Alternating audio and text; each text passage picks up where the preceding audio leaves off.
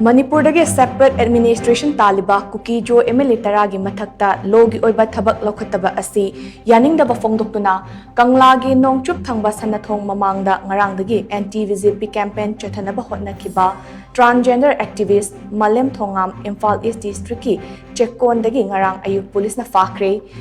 ngarang dagi Kangla gi Nongchup thangba Sanathong mamang Anti-BJP Campaign Chathanaba Hotnakhiba aduga mari leinana Malem Thongam masana cherol ama thoklamki cherol aduna constitution gi wangmada thabak thoram kaya chathariba Kuki Zo MLA taragi mathakta logi oiba loukhatfam thokpa thabak thoram sing Manipur miyam gi interest loukhat pinaba kayara khanna haijakhrabasu tabiraktaba amasung Manipur mache taba thugainaba hotnabada natana terrorist group kaya saugatliba MLA sing asi kangkhatuna thamliba BJP gi double engine lengak asi gi thawong asi hathengnana yaningdaba utnabagi damak anti-BJP campaign hodokani haiba wafam cherol aduda palli